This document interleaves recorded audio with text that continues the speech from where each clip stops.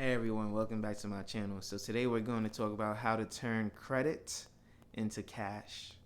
So before we get into this video, please make sure to leave a like, comment, and subscribe to the channel because it truly will help the channel grow.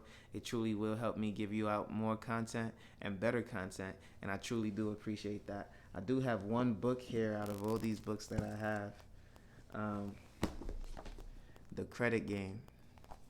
And this was more towards business credit because as I told you all several months back, I was focused on business credit as my personal credit was just amazing. I needed to focus on how to improve my business credit. This got me into getting my DUNS number with my business. This also got me to actually register for the government website on sam.gov and get into government contract. But that's neither here nor there, as this is not a video about government contracting. This is a video about credits, and we're not even going to get into business credit today. I'm going to tell you how to utilize your personal credits because that's where most people are at right now. I want to stick to that and not get too ahead. All right, so if you've already subscribed to this channel because I got this amazing content for you, then we're going to dive right in. Okay? Now, I always have to start with the simple fact that if you have bad credit, you can't really do anything. And so the first thing you want to do is stop spending money unnecessarily and fix your credit. How do you fix it? By just paying things off, not buying what you don't need. And in fact, I wouldn't use the credit card until you've paid off the majority, if not all, of your credit card debt.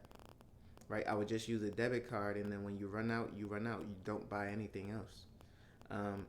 And so with that being said, if you have a 700, 680, or anything 680 or above credit score, then we can get to work. We can get to work on making money with credit. All right, there's a few things you can do off the jump. I used to use Citibank. I actually still have Chase Bank, and I have Apple Card as well. I don't like to really disclose my credit cards, but I have several other credit cards, but those are the primary ones. So what will you get? Some people like to use Delta Skyline Miles or another card, Chase Freedom Rewards, whatever it is. You want to look for a card that suits your specific needs. If you travel a lot, you may want a travel card. Not just any travel card. What card offers you the most bang for your buck? Not only that, but you want a travel card that is free, meaning you don't have to pay a monthly or yearly fee in order to use it. Now, some channels, you can go ahead and YouTube what travel cards are free and have the best rewards and points. You'll easily find a few of the top 10. This channel is just to educate you so that you can go ahead and get more research done, right? So I'm already directing you on what you should be doing, but you should already know to do this while I'm talking to you. But I want to give you guys just that second step because I know some people just truly don't know where to go after getting good information. So I want to bless you with more than just one piece of information. All right, so we understand you like to fly. You're now looking for a card that can take you places and pay you to go there, whether it's with rewards or physical cash. You are not going to take out a card with a monthly or yearly fee or weekly fee, any fee for that matter, right? And we all know that interest rates can be at 27+% these days. I've even seen some credit cards going up to 32%. So we're definitely a master of our personal credit, and we pay credit off on time. Okay? Now, if you're not a frequent flyer, obviously that card wouldn't be for you. But most people pay for gas. I have a card for my gas. I have a card for my groceries. I have a card for my everyday expenses. These cards, I don't care about reward points. What I do care about is my Apple Card that pays me in cash money, especially when I use Apple Pay, because instead of your credit card that gives you 1% cash back, Apple Pay may give you 3 or 5% cash back. So when I understand that I'm going to buy groceries anyway, I'd rather get money for those said groceries. So if I buy $200 worth of groceries and I get 5% of that $200 back, I'm essentially making money off of the same food that I would have bought anyway. Now, the thing about credit cards is that it can force you to overspend. You can say, oh, I'm going to get X, Y, and Z, so I might as well buy X, Y, and Z. Oh, I have this amount of money, so I might as well do this with the money. Absolutely not. This is not what we bought a credit card to do. If you only spend $10 a month before the credit card, do not go and start spending $20 a month because you got a credit card and it's going to give you 5% cash back. You're not making money, you're wasting money. You're spending more and you're living above your means. Okay? Next thing is, just because you can doesn't mean you have to or you should. For example, I just spoke with a friend of mine, and I always speak about keeping up with the Joneses. My friend is traveling, and they will be traveling with a group of people. I'm also going to be traveling with a group of people. But we also must understand that peer pressure should not force you to spend money. If someone wants you to go somewhere and they're not paying for it, you can say no. And you know why you say no is because it's your money, your time. You'll see them another day. Again, do not keep up with the Joneses. Just because other people are doing something doesn't mean you have to do it.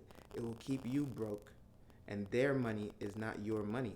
So again, live to your means, not to theirs.